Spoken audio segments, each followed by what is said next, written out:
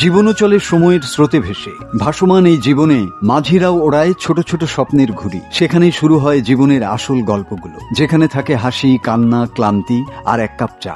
এক কাপ চায়ে শুধুই স্বাদ নয়, থাকে গল্প। চা তো অনেকেই বানায়, কিন্তু বুড়িগঙ্গার বুকে ভাসমান নৌকায় এই চা বানানো যেন এক ধরনের শিল্প। নদীর বুকে স্থির হয়ে থাকা এই নৌকাটি এখন বহু নৌকার মাঝিদের প্রিয় ঠিকানা। সকাল থেকে রাত বুড়িগঙ্গার পারে এই নৌকার ভাসমান চা দোকান ভরে ওঠে নানা শ্রেণী পেশার মানুষের আনাগোনায়। তবে এখানে বেশিরভাগ ক্রেতাই হচ্ছেন ছোট্ট নৌকার মাঝিরা। হামিম ভাসমান নৌকায় রং চা বিক্রি করেন মাত্র 5 টাকায়। রং চা বিক্রির পাশাপাশি অন্যান্য খাবার বিক্রি করেন বাজারেরই দামে। কম দামে চা, পান এবং অন্যান্য খাবার খেতে পেরে খুশি ছোট্ট নৌকার মাঝিরা।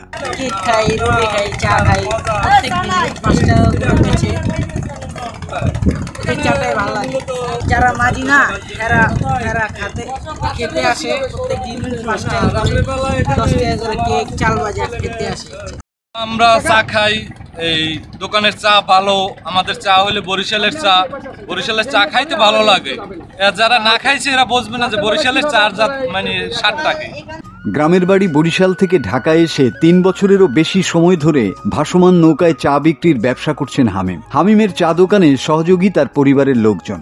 এই ভাসমান চা দোকানে প্রতিদিন 2000 থেকে 2100 টাকার বেচা বিক্রি হয়। এই বিক্রি থেকে যা লাভ হয় তাতেই চলে সংসার। নদীতে আছে ভাসমান নৌকায় দোকান, নৌকার উপরে দোকান। আমার এখানে আছে চা, পান, বিস্কুট, কেক, ডেনিস পেটিস করে আপনাদের আছে, চাল ভাজা আছে, বাদাম ভাজা আছে। এটা আমরা নিজেরাই বাইছি, নিজেরাই প্যাকেট করে নিজেরাই বিক্রি করি। মানে এটা বাইক থেকে আসে না, আমরাই তৈরি করি, আমরাই প্রতিদিন 2000, 2100, 1900 এরকম বিক্রি করে। সব দিন তো আর একরকম হয় না।